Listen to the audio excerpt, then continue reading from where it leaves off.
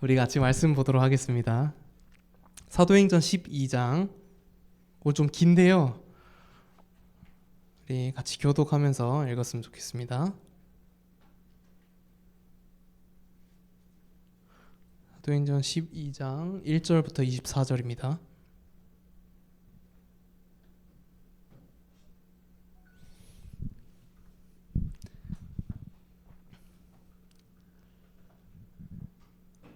네, 교독함으로 함께 말씀 받도록 하겠습니다. 제가 1절 먼저 읽겠습니다.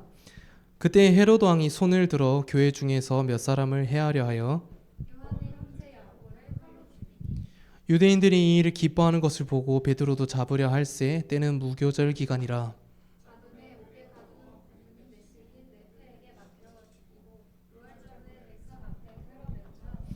이에 베드로는 옥에 갇혔고 교회는 그를 위하여 간절히 하나님께 기도하더라.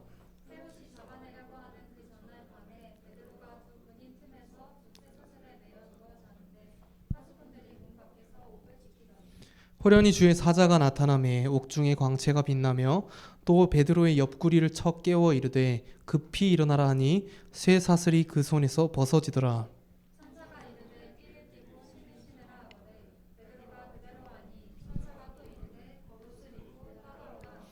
베드로가 나와서 따라갈새 천사가 하는 것이 생시인 줄 알지 못하고 환상을 보는가 하니라.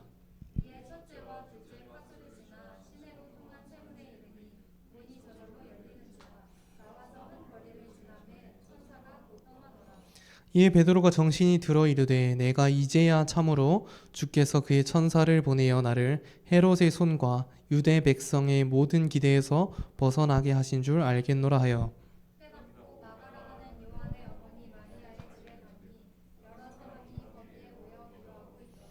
베드로가 대문을 두드린데 로데라 하는 여자아이가 영접하러 나왔다가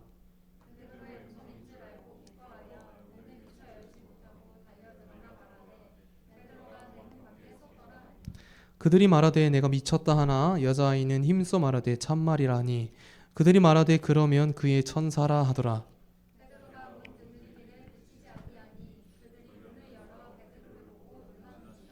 베드로가 그들에게 손짓하여 조용하게 하고 주께서 자기를 이끌어 옥에서 나오게 하던 일을 말하고 또 야고보와 형제들에게 이 말을 전하라 하고 떠나 다른 곳으로 가니라.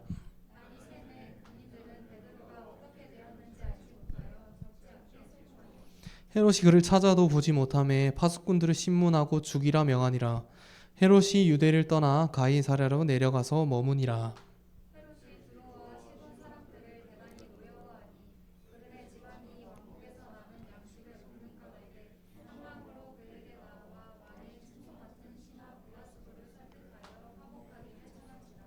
헤롯이 나를 택하여 왕복을 입고 단상에 앉아 백성에게 연설하니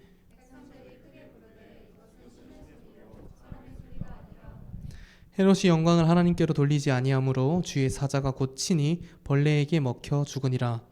하나님의 말씀은 흥왕하여 더하더라. 아멘. 좀 긴 구절인데 재밌으니까 그냥 술술 읽히죠, 그죠? 오늘 본문은 이 야고보와의 순교와 베드로의 투옥입니다. 이제 베드로는 탈출을 하죠. 이제 프리즌 브레이크 이렇게 깨고 나오게 됩니다. 요거 아시는 분들은 저랑 같은 세대라고 보시면 됩니다. 우리는 종종 이 인도하심을 받는다라고 할 때 남과 비교를 하는 경향이 있습니다. 이제 우리 그냥 일반적인 사회에서도 그렇지만 이 살아가면서 더 이제 신앙생활에서도 좀 그런 것 같아요. 그러면서 누구는 하나님이 이렇게 인도하시고 누구는 이렇게 인도하시지 않고 그런 것들을 이제 우리가 살아가면서 많이 경험을 하죠. 이제 저희가 이제 아이들을 키우다 보면은 이제 아이가 둘이 있잖아요. 그러면 이 둘이 같은 대우를 받고 싶어 해요. 둘 다. 그래서 첫째 아이는 둘째처럼 귀여움을 받고 싶고 둘째 아이는 첫째처럼 많은 것을 하고 싶은 거예요. 그런데 안 되잖아요. 그 나이와 성별과 그 모든 요건에 따라서 부모가 해줄 수 있는 것과 없는 것이 있는 거죠. 그럼 너무 억울해서 막 울어요. 하지만 어쩔 수 없습니다. 하나님께서는 때때로 우리에게 이처럼 우리가 원하는 것을 주지 않으시거나 또는 원치 않는 것을 주시거나 하는 일들이 있습니다. 그러면서 주변을 봤을 때 이 사람한테는 주시면서 왜 나한테는 안 줘? 라는 식의 생각을 할 수가 있게 되는 것이죠. 여러분 혹시 돈에 대해서 이런 간증 들어보신 적이 있을 거예요. 내가 정말 11조를 낼 요 돈밖에 없었는데 냈는데 하나님이 요만큼 채워주셨다. 더 크게 채워주셨다. 이런 거 간증 한 번씩 들으시죠. 제가 실제로 해봤거든요. 안 채워지더라고요. 그래서 어떤 분들이 이렇게 말씀하시더라고요. 하나님께 그렇게 헌신하면은 내가 진짜 밥을 일평생 한 끼도 안 굶었어. 저는 일주일 굶어봤어요. 굶어지더라고요. 하나님께서 안 채우시는 경우들이 있는 거예요. 그러면 우리가 기도하면서 생각하는 거죠. 하나님 저 사람은 채우는데 왜 난 안 채우시죠? 오늘 본문이 이런 상황이에요. 이 야고보와 베드로가 둘 다 사도잖아요. 근데 야고보는 순교를 하고요. 베드로는 탈출합니다. 근데 그 탈출을 본인이 막 잘 전략을 짜고 열심히 뛰어서 탈출을 한 게 아니라 하나님께서 끄집어 내주십니다. 그러면 우리가 야고보나 베드로 같았으면 이걸 비교하지 않을 수 있을까요? 같은 사도에 같은 왕 그 헤롯에게 잡혀서 감옥에 갇혔는데 한 명은 죽고 한 명은 나왔단 말이에요. 근데 그 나온 사람은 하나님의 인도하심을 받아 나왔고 죽은 사람은 헤롯의 손에 죽었단 말이에요. 자, 이 야고보와 베드로 중에 단연코 이 예루살렘 교회의 리더십은 베드로입니다. 베드로는 늘 제자들의 이 머리로서 늘 나서기를 좋아하며 이렇게 꺼드럭대기도 하고 그렇게 했던 사람이잖아요. 근데 사람들도 베드로를 다 알았어요. 왜냐하면 예루살렘 교회가 수천 명이 되어진 가장 큰 이유 중에 하나가 뭐냐면 베드로의 설교였어요. 베드로가 요엘서 말씀을 가지고 너희가 십자가에 못 박은 예수가 하나님의 아들이다. 그렇게 설교를 하니까 3천 명이 회개를 했거든요. 그 베드로가 이제 스타 사도가 된 거예요. 그러면 이제 야고보는 상대적으로 존재감이 좀 떨어집니다. 헤롯 입장에서는 베드로를 죽이는 건 좀 조심스러워요. 왜냐하면 예루살렘이 아무리 수도여도 수천 명이나 되는 그리스도인들은 민심을 좀 신경 써야 되는 상황이에요. 이 상황에서 베드로를 죽인다라고 하는 건 자기의 굉장히 큰 리스크가 있는 거죠. 그러면서 오늘 본문을 보면 이제 뉘앙스를 추측을 할 수 있어요. 야고보를 죽이니까 유대인들이 기뻐하는 걸 보고 베드로도 죽이려고 했다고 하거든요. 그 말은 뭐냐면 야고보를 죽이면서 간을 본 거예요. 상대적으로 인기가 떨어지는, 좀 죄송합니다 야고보 사도에게, 인기가 좀 떨어지는 사람을 죽이면서 혹시 베드로도 킬각이 나오지 않을까라는 생각을 하면서 헤롯이 지금 잔머리를 굴린 거란 말이에요. 자, 그때 사람들이 기뻐해요. 아 그래, 베드로도 죽여도 되겠다 라고 생각을 합니다. 그래서 2절을 보면요, 야고보를 칼로 죽입니다. 그리고 유대인들이 기뻐하는 걸 보고 이제 베드로를 죽이려고 하죠. 자, 이상하지 않나요? 야고보가 막 나쁜 일을 한 사람이 아니거든요. 막 예수님 믿는 사람이라고 해가지고 막 가가지고 막 예수 천당 불신지옥 외치고 너 지옥 가겠구나 뜨겁겠다 막 이렇게 저주하고 그런 사람이 아니었어요. 그냥 사도였어요. 사도. 하나님의 교회를 잘 다스리고 말씀을 전하고 그런 사람이었어요. 근데 사람이 죽었는데 사람들이 기뻐하는 거예요. 이상한 일이죠. 근데 그리스도인의 삶에는 이런 일들이 일어나게 됩니다. 어느 시대를 막론하고 기독교는 계속 사람들에게 전해졌어요. 그리고 동시에 모든 사람의, 예수님 믿는 사람을 제외한 모든 사람의 미움을 받았습니다. 그래서 그런 거 아세요? 요즘에 이제 대형교회 목사님들 이제 유튜브 보면은 쇼츠, 저는 이런 거 좀 많이 보기 때문에 쇼츠에 이렇게 뜨는 걸 보면은 예를 들어 큰 교회 목사님이 어떤 설교를 하잖아요. 정치적으로 양쪽 진영 다해서 공격을 받습니다. 그래서 막 누구 목사는 뭐 좌파라면서 또 반대쪽에서 우파라면서 욕해요. 그러니까 그리스도인은 이 땅을 살면은 세상 사람들이 기대에 맞추어 살지 않거든요. 그러면 양쪽 진영 모두에서 다 마음에 안 든다 이렇게 판단을 하는 거예요. 공격받는 겁니다. 그래서 핍박을 막 다가오는데 하나님께서 오늘 보면은 박해의 순간에 누구는 놀라운 기적으로 살리시고 누군가는 순교하게 하시는 거예요. 근데 그게 어떤 우연이나 환경적인 영향에 따라서 일어난 일이 아니라 하나님의 일하심이었다는 거예요. 우리가 살면서 늘 하나님께 하는 질문이죠. 저 사람은 왜 저렇게 인도를 하시고 나는 이렇게 인도하세요? 왜 저 사람은 막 하나님이 이런 체질을 주시고 이런 성격을 주시고 이런 능력을 주시고 이런 은사를 주시고 와 진짜 부럽다. 전 요즘에 되게 부러운 은사가 있어요. 살 안 찌는 은사. 도대체 어떻게 하는 건지 잘 모르겠어요. 그런 분들이 있더라고요. 막 조금만 먹으면 배가 부르대. 와 진짜 부러운 거예요. 이 연비가 엄청 좋은 거잖아요. 이런 것부터 시작해서 단순한 일상적인 비교를 넘어서서 신앙 안으로도 이 비교가 들어오는 거예요. 예를 들어 볼까요? 셀리더를 합니다. 똑같이 셀리더를 하는데 저쪽 셀은 분위기가 너무 좋아요. 근데 우리 셀을 봤는데 빌런 막 모여 있는 거예요. 도대체 하나님 왜 나를 이렇게 인도하시나? 그런 거죠.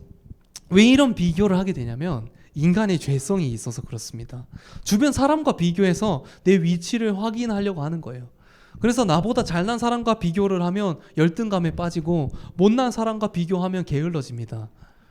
근데 우린 대부분 잘난 사람과 비교를 해요. 그래서 무얼 하든 평균 이상은 돼야 된다고 생각을 하죠. 왜냐하면 이 사회가요. 예를 들면 못생긴 사람한테 못생겼다고 절대 얘기 안 합니다. 물론 이제 너무 친하면은 이제 뭐라 할 수 있지. 근데 못생겼다는 얘기 듣는 사람은 사실 못생긴 사람은 아니거든요. 근데 이제 정말 못생겼으면 아무 말을 하지 않습니다. 그렇구나.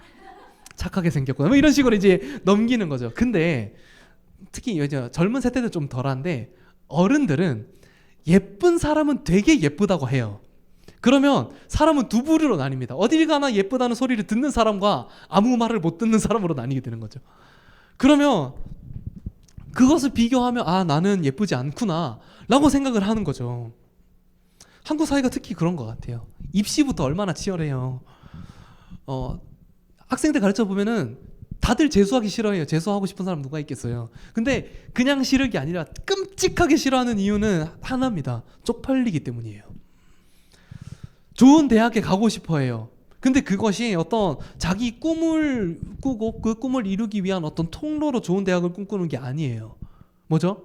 입시 끝나고 나서 주변에 말하기 안 쪽팔릴 정도의 어떤 네임밸류가 필요한 거예요. 청년들이 우울한 이유가 그거거든요. 상대적인 박탈감. 세상에 왜 이렇게 예쁜 사람이 많고 잘난 사람이 많고 많이 가진 사람이 많고 나만 여행 못 가. 나만. 다 그렇잖아요. 주변에 보면 다 그렇다니까요. 그러면 그 비교 의식이 이 신앙인의 삶들 가운데서도 잠식하고 들어오는 거예요. 베드로가 그랬었습니다. 베드로야말로 늘 비교 의식이 강했던 사람이에요. 난 예수님 부인하지 않을 거예요 라고 말하지 않았어요. 이 사람들이 다 부인해도 나는 안 할 겁니다. 꼭 비교를 해서 말을 해요. 저희 딸도 그래요. 그림을 그리면 꼭 잘 그렸지요가 아니라 지승이보다 잘 그렸지요. 그럼 당연히 네가 더 잘 그리지. 네가 더 못 그리면 뭔가 문제가 있는 거잖아. 근데 비교를 받고 싶어 하는 거예요. 왜냐하면 그 부르심이 다르다는 것을 인정하지 못하기 때문입니다. 야고보와 베드로 같은 사도라도 부르심은 같지 않은 거예요. 사역자라고 셀리더라고 다 똑같을까요? 아니에요. 각 고유한 부르심이 있습니다. 저는 이 감성 있는 분들에 대해서 되게 벽을 느끼거든요. 그래서 뭐 예를 들면 막 이제 이번 셀을 마치는데 이번에 셀리더 중에 누가 그런지 모르겠어요. 그런 적 본 적이 있어요. 셀원들한테 편지를 써서 돌리더라고요. 그래서 와, 이 사람은 도대체 뭐지? 사람이 아닌 것 같다. 뭐 이런 생각이 들어요. 근데 그 부르심과 저의 부르심이 다른 거죠. 그 부르심을 따라서 하나님은 각자의 삶을 당신의 계획대로 이끌어 나가신 거예요. 그러니까 야고보가 죽은 것은, 그리고 베드로가 산 것은 야고보가 뭔 잘못을 했다거나 또는 베드로를 더 사랑했다거나 그런 게 아니라는 거예요. 근데 그것과 상관없이 우리는 기도를 하잖아요. 그죠? 근데 우리가 기도할 때 참 망설여지는 게 뭐냐면 응답받지 못할까봐 기도를 못 하시는 분들이 있어요. 교회가 보면은 나중에 감옥에 갇힌 베드로를 위해서 기도하거든요. 근데 야고보를 위해서는 기도 안 했을까요? 저희는 인기가 좀 떨어지니까 제끼고 베드로를 위해서만 기도하자. 그러지 않았겠죠. 야고보를 위해서도 전심으로 기도했을 거예요. 그게 먼저입니다. 근데 기도했는데 야고보가 죽었어요. 응답이 안 된 거죠. 그리고 나서 베드로를 위해서 기도하는 마음, 여러분 좀 예상이 가시죠? 그런 경험 해보신 분들 많으실 거예요. 근데 우리는 이 거절당하는 기도, 응답받지 못하는 기도에 대해서는 애써 흐린 눈을 해요. 외면합니다. 그냥 없는 척하고 기도 응답이 됐습니다. 짜잔 간증하면 되게 막 박수치고 기도 거절당한 기도는 사실 나 기도 안 한 척. 그냥 정신승리하는 거예요. 당시 교회는 모일 때마다 기도했어요. 야고보를 위해서도 간절히 기도했겠죠. 그리고 야고보는 죽었습니다. 교회는 너무 슬펐을 거예요. 사람마다 각자 다르지만 연약한 사람들 그때도 있었을 거 아니에요. 그러면 하나님을 원망하는 사람들도 있었을 거고 대부분의 사람들이 굉장히 위축되었을 겁니다. 야고보가 죽었다는 것은 우리도 죽을 수 있다는 얘기거든요. 야고보가 뭐 정당한 죄명을 받아서 죽었나 그러지 않았기 때문이죠. 베드로를 위해서 기도하면서 얼마나 불안했을까요? 흔들리고 갈팡질팡하고 반신반의하면서 기도하는 거예요. 초대교회 성도들도 똑같았습니다. 우리도 종종 하나님이 침묵하실까봐 응답 못 받을까봐 기도 못하는 마음이 있어요. 그죠? 예를 들어 정말 나에게 간절한데 내가 도무지 할 수 없는 이런 것들 있잖아요. 예를 들어 부모님이 아프시다거나 정말 간절한 어떤 경제적인 어려움이 있다거나 그런 것들을 위해서 구체적인 것을 기도하지 못하는 그런 병 같은 게 있는 것 같아요. 왜냐하면 기도했는데 그런 기도는 응답됐는지 안 나왔는지 확실하게 나오잖아요. 하나님 제가 사람들을 사랑하게 해주세요. 이런 건 뭔가 이렇게 명확하게 응답된 게 보이지가 않잖아요. 근데 그런 건 확실하게 드러나는 거잖아요. 그러면 내가 하나님께 실망할까봐 그리고 내가 하나님을 떠날까봐 원망할까봐 오히려 기도를 그냥 안 하는 거예요. 하나님이 그걸 정말 원하실까요? 아니라는 것입니다. 야고보는 이 성경에 몇몇 기록이 되는데 요한의 형제입니다. 야고보와 요한이 예수님께 가가지고 그런 요청을 한 적이 있어요. 우리를 우편 좌편에 앉혀주세요. 기억나죠? 우의정 좌의정 시켜달라고 한 거예요. 예수님 말씀하시는 건 뭐냐면 너희는 너희가 구하는 게 뭔지 모르는구나. 그게 어떤 의미인지 어떤 영광인지 모르는구나 하면서 주님 물으시는 게 뭐냐면 내가 마시는 잔을 너희가 마실 수 있겠냐? 내가 받는 세례를 너희가 받을 수 있겠냐 물으셨습니다.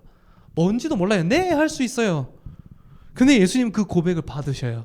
그래, 너희는 내가 마시는 잔을 받고 내가 받는 세례를 받을 것이다. 예수님의 잔은 고난의 잔이었고 예수님의 세례는 죽음이었습니다. 고난과 죽음을 그 가운데 동참한 거예요. 야고보는 그랬고요. 요한도 마찬가지였습니다. 요한은 죽진 않았어요. 요한은 사도들 중에 가장 오래 삽니다. 그 말은 뭐냐면 가장 오래도록 고생했다는 거예요. 그때 은퇴가 어디 있습니까? 그냥 90 몇 세까지 사역하는 거예요. 그러다가 반모섬으로 유배 갑니다. 거기서도 성경 썼습니다. 그렇게 사람마다 각자마다 다른 부르심과 인도하심이 있다는 거예요. 야고보에게 허락된 부르심은 뭐였냐면 사도들 중에 가장 먼저 순교의 영광을 취한 자로 기록이 됐다는 거예요. 그리고 베드로는 감옥에 갇히게 됩니다. 아직 그의 때가 아니었어요. 자, 근데 베드로는 어떤 사람이냐면 감옥 전문가거든요. 이 사람 지금 감옥 3번째 갇히는 거예요. 여러분 감옥 한 번도 안 가보셨죠? 3번쯤 가면은 잠이 올런지 모르겠는데 여기 보면 자고 있거든요. 저는 도무지 이해가 안 되더라고요. 물론 3번째라서 익숙할 수도 있는데 좀 다른 점은 뭐냐면 이전에 2번째까지의 감옥은 종교인들에 의해서 가둬진 거였어요. 그러니까 이제 제사장들이나 서기관들이 이런 사람들이 가둔 거였고 지금은 헤롯 왕이 가둔 거잖아요. 그러면 정치권이 개입이 되는 거예요. 정치 세력의 음모로 감옥에 갇혔는데 자, 우리 6절 같이 읽어볼게요. 6절 시작.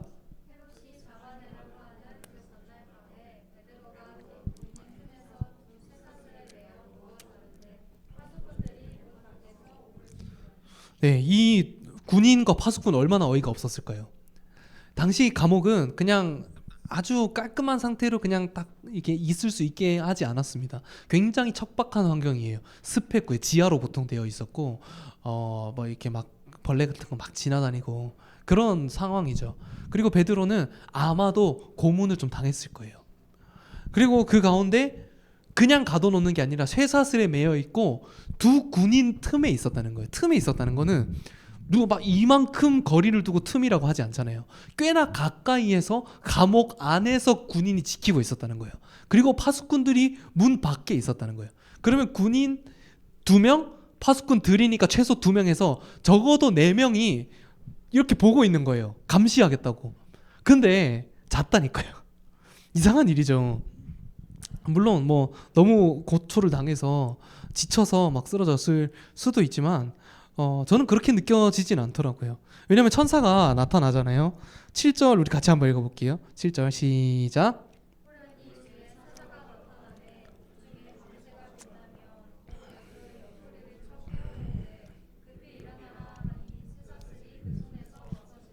자, 일단 천사가 나타났어요. 아마도 이 군인들이나 파수꾼을 못 본 것 같아요. 막 전혀 깨닫지 못하거든요. 나중에 베드로 나가고 다음날 아침이 됐어요. 없어졌네 그러고 있어요. 그러니까 하나님께서 뭔가 가리셨든지 안 보이게 하신 거예요. 근데 베드로에게 보여졌을 거 아니에요. 호련히 주의 사자가 나타나서 옥중에 광채가 나타나요. 눈뽕이 임했습니다. 죄송해요 이런 표현. 그 불을 탁 켰어요. 그러면 눈을 떠야 되거든요. 근데 안 일어나는 거예요. 잠자는 사람 안 깨는 사람 깨워 보신 적 있으시죠? 처음에는 살살살살 합니다. 이렇게 막 얼굴도 만지고 조금 흔들어 보고 이렇게 하는데 도저히 안 되면 이제 폭력을 쓰기 시작하는 거예요. 옆구리를 쳐 깨웠다라고 하는 거, 이 표현은 굉장히 세게 때릴 때 하는 표현이에요. 그러니까 톡톡톡톡이 아니라 딱 이렇게 친 거예요. 왜냐하면 베드로가 너무 깊이 잠들어 있었기 때문이에요. 정상적인 방법으로 깨울 수 없을 만큼. 어떻게 지금 베드로는 앞에 사형을 앞두고 있거든요. 사형을 앞두고 어떻게 이렇게 깊게 잘 수 있을까요? 그리고 앞에 야고보가 순교한 걸 알고 있었을 거예요. 여러 가지 이유가 있었을 수 있겠죠. 뭐 감옥 전문가여서 그럴 수도 있고, 하나님이 날 이끌어낼 것이다 뭐 믿었을 수도 있고, 모르지만 어느 것 하나 확신할 수는 없었을 겁니다. 근데 하나님을 향한 신뢰가 있으면은 괜찮은 거예요. 여러분 이제 그 청소년들 이제 이런 대화를 하다 보면은 굉장히 그 비전에 대해서 갈급함이 있어요. 난 장래 희망을 뭘 할지 도무지 모르겠어. 근데 이들의 특징은 뭐냐면 이걸 정하면 뭔가 다 해결될 거로 생각을 하는 거예요. 근데 이 장래 희망이라는 것은, 사실 이 직업이라는 것은 지금 어차피 평생 직장이 없을 뿐더러 살아가면은 뭔가 다 불안합니다. 흔들려요. 우리의 진로는 지금 직장 생활 하시는 분도 마찬가지잖아요. 직장 생활을 하고 있는데 진로가 불안해. 맞잖아요. 앞으로 내가 어디에 어떻게 이직을 할까? 내가 AI에게 직장을 빼앗기지 않을까? 여러 가지 걱정들을 하게 됩니다. 어느 것 하나 확신이 없죠. 하지만 그 가운데 하나님을 신뢰하는 사람은 어떻게 반응하는가? 잡니다. 자요. 하나님이 내 삶을 인도하시는 것을 느끼는 사람은 상황에 압도되지 않습니다. 압도돼도 덜 압도됩니다. 반대로 우리의 삶이 너무 두렵잖아요. 난 왜 이렇게 막 겁이 많을까? 난 왜 이렇게 잠이 안 오고? 난 왜 이렇게 심장이 벌렁벌렁하고? 난 왜 이렇게 간이 작을까? 그러면 단순한 성격 탓을 해보기 전에 그 이전에 내 삶을 이끌고 가는 게 뭔지를 생각해 볼 필요가 있는 거예요. 하나님이 인도하시는 삶에는 평안함이 있어요. 베드로가 거기서 만약에 죽었잖아요. 그러면 그것대로 영광입니다. 푹 잘 수 있다는 건요, 좋은 믿음입니다. 여러분의 하나님의 편이라면 그냥 푹 주무시길 바랍니다. 복음의 사람은 잘 자는 사람이에요. 사랑하는 자에게 잠을 주시죠. 지금 말고. 천사는 베드로에게 왔어요. 그리고 깨웠습니다. 그리고 베드로에게 빨리 나가자 라고 한 게 아니라 보면은 옷을 입힙니다. 오늘 본문 몇 절이냐면 8절입니다. 천사가 이르되 띠를 띠고 신을 신으라 하거늘 베드로가 그대로 하니 겉옷을 입고 따라오라. 그러니까 만반의 준비, 짐까지 다 바리바리 챙겨가지고 나오는 거예요. 왜냐, 이거 뭐 비싸서 그런 거냐, 그런 게 아니고요. 지금 이 상황에서 굉장히 급박한 상황이잖아요. 근데 급하게 나오지 않습니다. 유대 사회에서 옷을 제대로 갖춰 입지 않고 뛰는 건 수치스러운 모습입니다. 하나님은 베드로를 그 도망자처럼 그렇게 급하게 수치스러운 모습으로 죄인이 도망치듯이 나오게 하지 않으셨다는 거예요. 그래서 베드로가 이게 뭐지 싶은 거예요. 자다 깼으니까 비몽사몽한 거죠. 그래서 옷 입으라 해서 옷 입었어요. 가는데 문이 열리는 거예요. 쇠사슬도 풀려 있고 옆에 군인들이 있는데 도대체 뭘 보고 있는 건지 모르겠어요. 그래서 문 열고 그냥 설렁설렁 나왔어요. 그리고 한참 나오고 나서 그제야 이게 리얼이구나라는 걸 깨닫습니다. 베드로가 이제 어디로 가냐면 마가의 다락방으로 갑니다. 당시 이 마가의 다락방은 교회에서 모이는 장소로 썼던 곳이에요. 그곳은 늘 사람들이 모여서 기도하는 곳이에요. 사람들이 그날도 모여서 기도하고 있었어요. 왜냐면 기도밖에 없어요. 지금 이 베드로가 이 교회의 리더가 잡혔잖아요. 그러면 만약에 예를 들어 제가 억울하게 누명을 써서 감옥에 갇힌다고 생각을 해보세요. 여러분 기도만 하실 거예요? 그런다면 좀 섭섭하고요. 보통은 뭐 예를 들어 탄원서를 쓴다거나 아니면은 뭐 시위를 한다거나 아니면은 빼돌릴 수 있는 어떤 작전을 짠다거나 보통 뭔가 방법을 취합니다. 근데 지금 이 상황에서 아무것도 할 수 있는 게 없다는 거예요. 성도가 수천 명인데 사회적으로 아예 무능력합니다.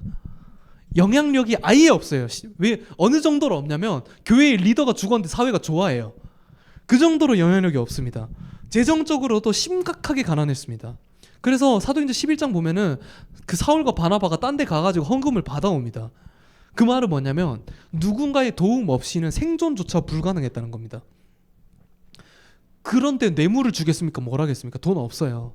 시위를 하겠죠. 근데 시위해봤자 어차피 무력 진압됩니다. 무력 진압되면은 민심이 분노할까요? 아니요, 좋아할 겁니다. 감옥은 철통 보안이에요. 쇠사슬 매여 있고 군인들 감옥 안에 들어가 있고 뒤에 파수꾼 있고 빼낼 방법이 전혀 없어요. 할 수 있는 일이 전혀 없을 때 우리는 오히려 기도할 수 있어요. 아무것도 할 수 없으면 기도합니다. 여러분 솔직히 언제 기도하세요? 솔직히 대안이 있으면 기도 잘 안 합니다. 문제가 생겨도 내가 해결할 방법을 먼저 찾죠. 이거 해보고 저거 해보고 다 안 되고 내 지혜와 힘이 다 사라지고 내 판단이 아예 의미가 없어졌을 때 그때 마음 다한 기도가 시작되는 겁니다. 인간적인 방편이 끝날 때. 그래서 하나님은 우리를 때로는 아무것도 할 수 없는 상황으로 몰아가십니다. 이런 상황으로 치닫고 계신 분들이 있다면 축복합니다. 기도할 때가 된 거예요. 왜냐하면 기도의 자리로 우리를 부르시기 위해서예요. 뭔가 해볼만 하면 우리는 기도를 안 하기 때문이에요. 예루살렘 교회가 그랬어요. 베드로를 위해서 기도하고 있어요. 야고보는 죽었습니다. 얼마나 무력했겠어요. 우리의 리더가 죽는데 아무것도 할 수 없는 거예요. 그리고 그 감옥에서 죽은 감옥에서 죽은 사람의 장례나 제대로 치러졌겠습니까? 아마도 제대로 못했을 확률이 높습니다. 그 철저한 무력감 가운데 기도하는 거예요. 그래서 사람들이 기도하고 있는데 베드로가 온 거예요. 자, 이거 얼마나 서프라이즈예요. 제가 베드로였으면 되게 설렜을 것 같아요. 내가 문 열면 사람들이 다 놀라겠지? 가지고 가는데 문이 잠겨 있는 거예요. 왜 잠겨 있을까요? 지금 2명 잡혀갔잖아요. 이거 싹쓸이 당할지 어떻게 알아요? 잠궈 놓는 거예요. 그래서 베드로가 문을 두드립니다. 그래서 두드리는데 이 로데라고 하는 여자 아이가 이렇게 나와요. 원어로 보면 이 아이는 종이거든요. 이 종이 여종이 나와서 이제 베드로의 목소리를 듣습니다. 근데 문 밖에서 들리는 베드로의 목소리를 듣고 확실히 베드로라고 알게 된 거예요. 그 말은 뭐냐면 이 아이는 종이거든요. 마가라는 이 집의 종이에요. 그냥 가정부에 가깝습니다. 근데 그냥 이 우연히 내가 일하는 곳이 교회일 뿐이에요. 근데 베드로의 목소리를 알았다는 건 뭐냐면 베드로의 말씀을 늘 들었던 사람이라는 거예요. 그리고 교회 공동체에서 소외되어진 사람이 아니었다는 겁니다. 종들에게도 하나님의 말씀이 전해졌다는 거죠. 그래서 베드로의 목소리 들리는 거예요. 그럼 어떻게 해야 돼요? 문을 열어야 되잖아요. 근데 너무 놀라고 너무 기쁜 나머지 베드로를 그대로 내버려 두고 안으로 갑니다. 가서 베드로가 왔어요.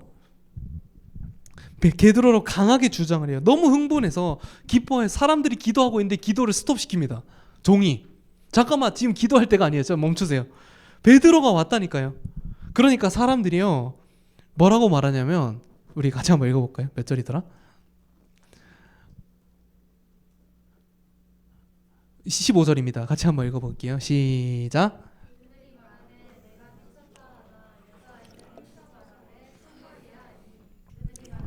그러면 그의 천사라 하더라. 사람들이 기도를 하고 있었잖아요. 무슨 기도하고 있었을까요? 베드로 살려주세요. 베드로 탈출하게 해주세요. 탈출했어요. 네가 미쳤다. 제정신이 아닌 거예요. 그러니까 이 사람들이 믿음이 얼마나 불완전하고 이리저리 흔들리는 믿음이었는지를 보여주는 거죠. 뭔가 남밀 같지가 않죠. 사람들이 기도를 하고 있는데 기도를 하면서도 믿음이 없어서 이 여종의 말을 믿지 못하는 거예요.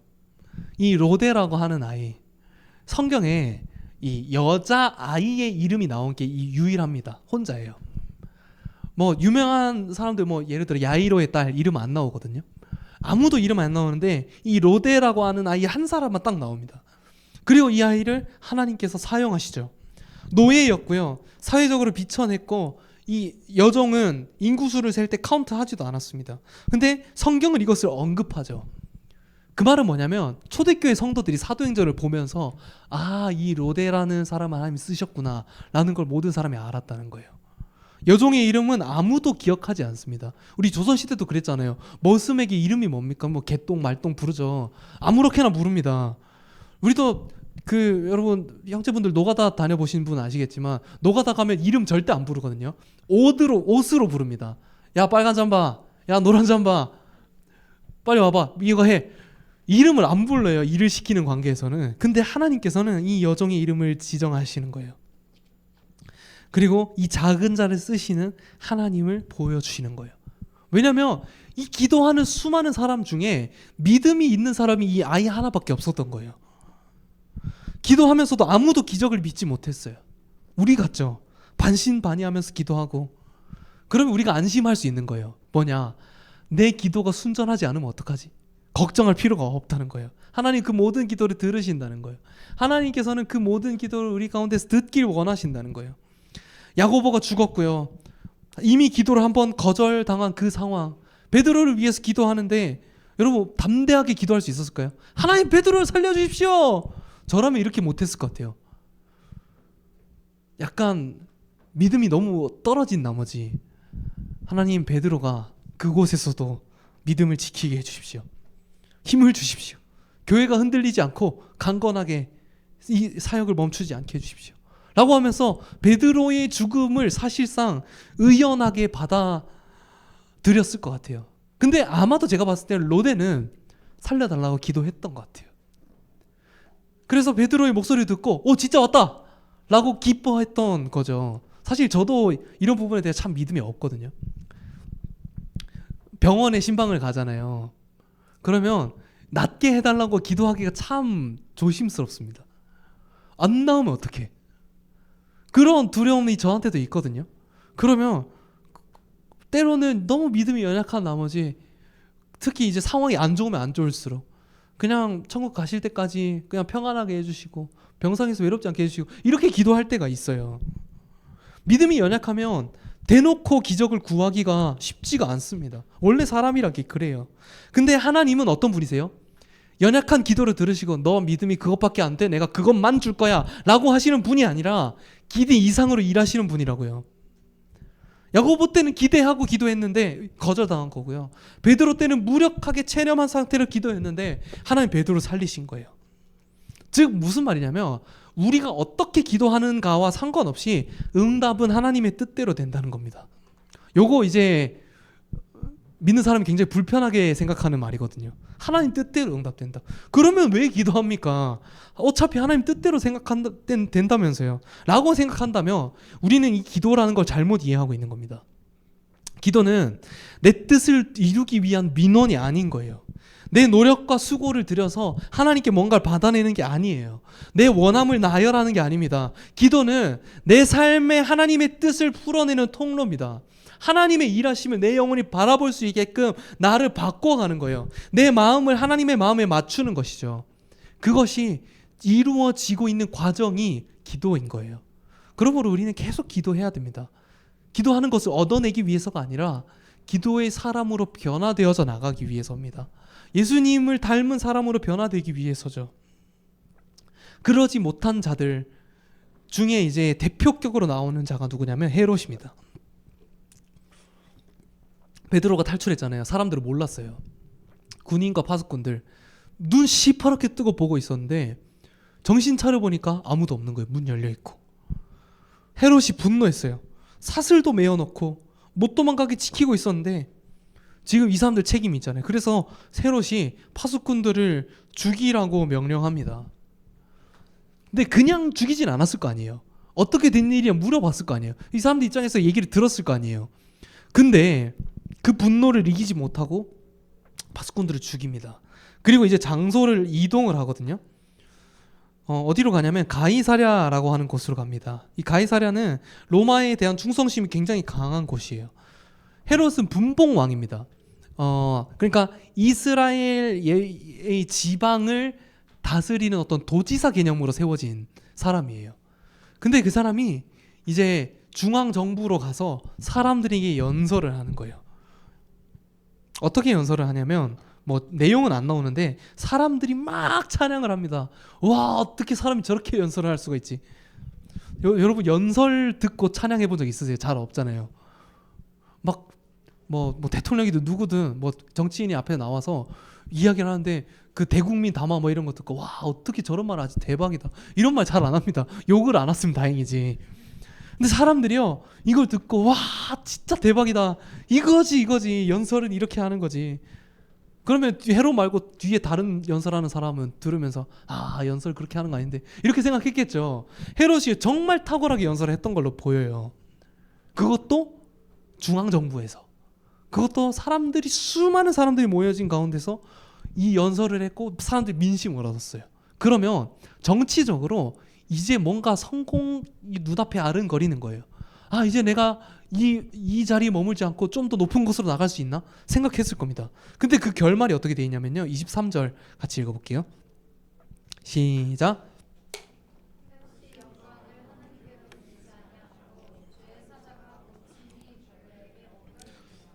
벌레에게 먹혀 죽으니라. 저는 야고보가 되겠습니다. 벌레에게 먹혀 죽느니 빨리 가는 게, 칼로 죽는 게 나을 것 같습니다. 그냥 고통스러웠다 이걸 넘어서서요, 이 성경에 이렇게 기록을 했다는 거는 이 레위기 신명기에 따르면 벌레는 부정한 짐승입니다. 헤롯이 죽음을 이렇게 표현한 것은 높은 위치에 있다고 해서 하나님의 심판에서 예외되지 않는다는 걸 보여주는 거예요. 연설하고 수많은 사람들의 칭찬을 받고 죽었잖아요. 이 연설 아무도 기억 못합니다. 사람들이 헤롯을 그 헤롯 참 좋았는데, 물론 그렇게 생각했을 수도 있겠죠. 하지만 의미 없습니다. 하나님의 말씀과 교회를 박해하잖아요. 그 박해했던 최고 권력자가 벌레에 먹혀서 죽었습니다. 그리고 반대 진영에서는 어떤 일이 일어나는가? 24절 같이 읽겠습니다. 시작. 하나님의 말씀은 흥왕하여 더했다는 겁니다. 교회가 흥왕한 게 아니고요, 사도들이 흥왕한 게 아닙니다. 사람이나 집단이 끌고 가는 역사가 아니라 말씀이 끌고 가는 역사였다는 겁니다. 말씀이 흥왕해졌어요. 예루살렘에는 계속해서 많은 핍박이 가해졌거든요. 헤롯이 죽고 나서도 똑같았습니다. 계속해서 핍박은 임했지만 역설적으로 말씀은 계속 흥왕해집니다. 이상하지 않습니까? 핍박이 심해지면 교회가 사라져야 정상이잖아요. 역사 가운데 수많은 이 그리스도인들이 핍박을 당했습니다. 근데 이상하게 복음은 계속해서 확장되어졌던 거예요. 지금 이 초대교회, 지금 이 성경의 기록뿐만 아니라 역사 내내 그랬습니다. 복음을 억누르려던 그 세상 권세의 시도는 단 한 번도 성공한 적이 없습니다. 세상의 박해는 늘 자멸로 끝났어요. 그리고 사도행전 12장 끝나고 13장부터 이제 전도 여행이 시작되는 거예요. 하나님 나라가 확장됩니다. 복음이 열방으로 확장됩니다. 오늘 말씀이 보여주는 것은 야고보도 부르심 따라 순교했고요, 베드로도 부르심 따라 살아갑니다. 그리고 당대에 가장 하찮은 사람이었던 여종 로데, 그 작은 자도 교회의 멤버로서 부르심에 동참하고 있었다는 거예요. 우리도 마찬가지입니다. 우리 각자의 부르심이 있어요. 그 부르심을 확인해야 됩니다. 근데 수많은 사람들은요, 이 교회 안에 있는 사람들도 이 부르심을 직업인 줄 알아요. 그래서 내 삶에서 내가 고민하고 해결해야 할 문제를 하나님께 그냥 떠넘기는 거예요. 하나님, 나 어떤 직업 가져야 돼요?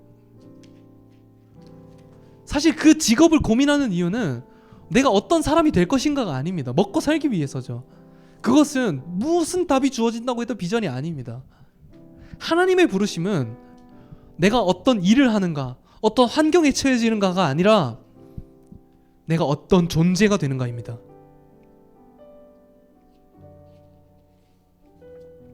여러분, 이 시대가 100세 시대잖아요. 그래서 보험을 내도 100세 만기입니다. 미래를 준비하면서 살아야 돼요.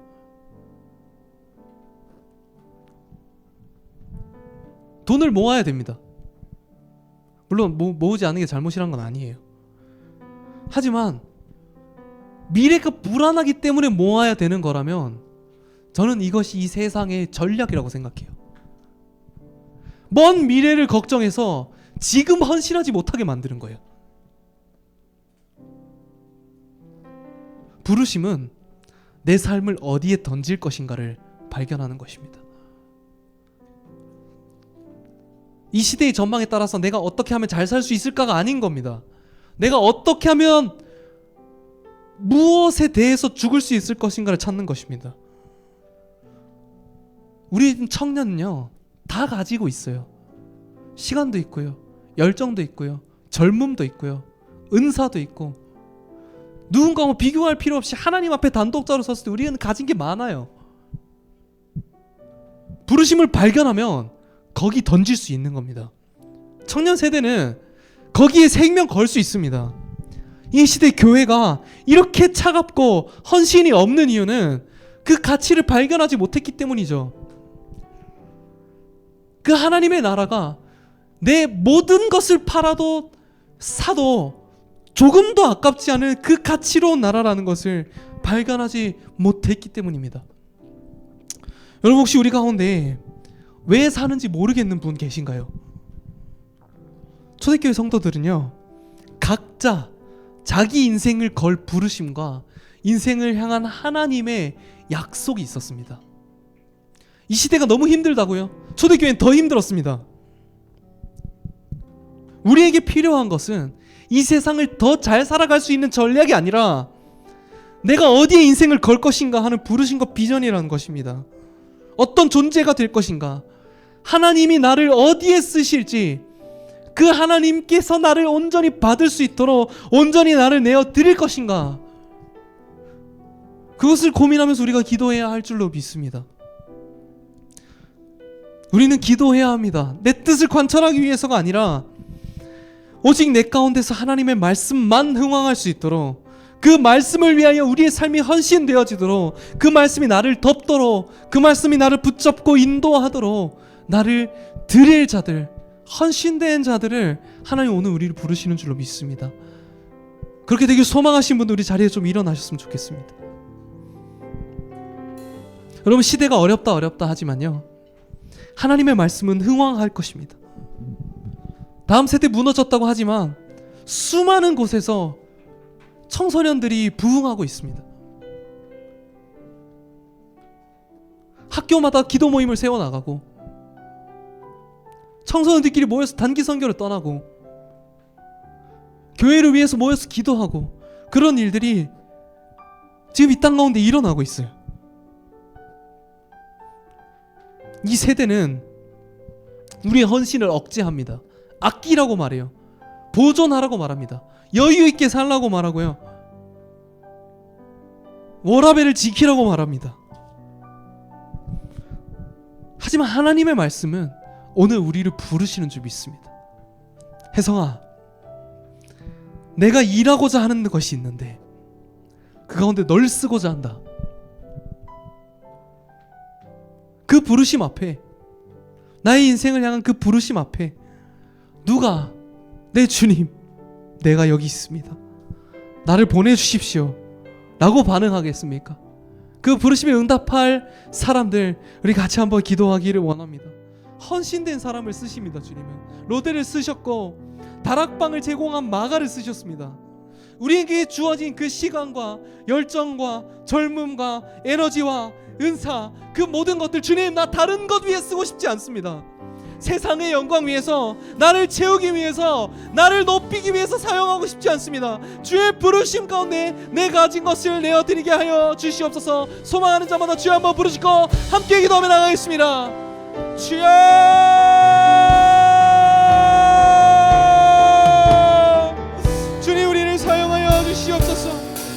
주의 마음을 가지고 열방을 향한 주의 부르심을 따라 서가게 하여 주시옵소서. 하나님 우리를 보내어 주시옵소서. 하나님 가진 모든 것들 아낌없이 숨김없이 주 옆에 드리기를 원합니다. 하나님 우리를 받아주시옵소서. 하나님께 온전히 순종되어져서 하나님께 온전히 붙들림 말이어져서 주의 인도하심을 받아 살아가는 주의 원대 이겨낼 수 있도록 하나님 인도하여 주시옵소서. 주의 우리를 붙들어 주시옵소서. 주의 오늘도 우리를 새롭게 하여 주시옵소서. 열방을 향한 주의 땅을 새롭게 하시어 일하신 가운데 동참되어지게 하여 주시옵소서.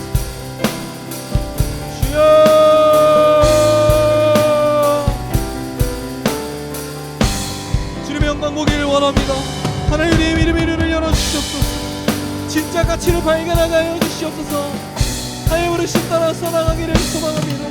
하나님 우리 각자 다르지만 그 부르심 따라서 하나님께 온전히 하신 되어지기를 원합니다. 내가 아니라 말씀이 끌고 나가는 나의 인생이 되어질 수 있도록 인도하여 주시옵소서. 그리하여서 말씀이 내 가운데 응원하게 하여 주시옵소서. 하나님의 말씀이 세력을 얻게 하여 주시옵소서.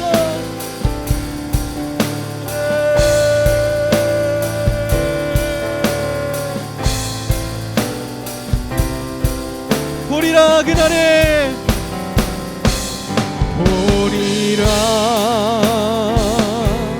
그날에 주의 영광 가득한 세상 우리는 듣게 되리 온 세상 가득한 승리의 함성 보리라 보리라 그날에 주의 영광 가득한 세상 우리는 듣게 되리 온 세상 가득한 승리의 함성 물이 바다 덮음같이 여호와의 영광을 인정하는 것이 온 세상 가득하리라 물이 바다 덮음같이 물이 바다 덮음같이 물이 바다 덮음같이 물이 바다 덮음같이 물이 바다 덮음같이 여호와의 영광을 인정하는 것이 온 세상 가득하리라 물이 바다 덮음같이 물이 바다 덮음같이 물이 바다 덮음같이 하나님 그렇습니다. 주님의 영광은 영원까지 우리 가운데 임하실 줄로 믿습니다. 주님 우리 눈을 들어 주의 영광 보게 하여 주시옵소서. 우리 부르심이 어디 있는가 하나의 부르심 앞에 서길 원합니다. 주님 따르게 하여 주십시오. 주님 섬기게 하여 주십시오. 성령으로 우리를 사로잡아 주사 주의 원하시는 곳으로 우리를 보내어 주시옵소서. 하나님 우리의 연약한 믿음을 있는 모습 그대로 내어드립니다. 하나님 우리를 날마다 빚어가시며 기도를 통하여서 주님 더 알게 하시는 하나님을 찬양합니다. 계속해서 우리의 믿음이 연단되어지게 하여 주시고 날마다 오래 참음으로 주님을 더 깊이 사랑하는 우리들 되어질 수 있도록 인도하여 주시옵소서. 그리하여서 우리가 나가는 모든 것들마다 예수님의 몸이 확장되어지는 나라 주님의 영광이 나타나는 주님의 일하심을 보게 하여 주시옵소서. 주님 다시 오시는 그날까지 우리가 포기하지 않고 주님이 순례의 길을 걸으며 주님과 함께 가기를 원합니다. 세상 끝날까지 우리와 함께 하여 주시옵소서. 감사드리며 우리 구주 예수 그리스도 이름으로 함께 기도합니다. 아멘. 주기도문 예배 마치겠습니다. 하늘에 계신 우리 아버지여, 이름이 거룩히 여김을 받으시오며 나라가 임하시오며 뜻이 하늘에서 이루어진 것 같이 땅에서도 이루어지이다. 오늘 우리에게 일용할 양식을 주시옵고 우리가 우리에게 죄 지은 자를 사하여 준 것 같이 우리 죄를 사하여 주시옵고 우리를 시험에 들게 하지 마시옵고 다만 악에서 구하시옵소서.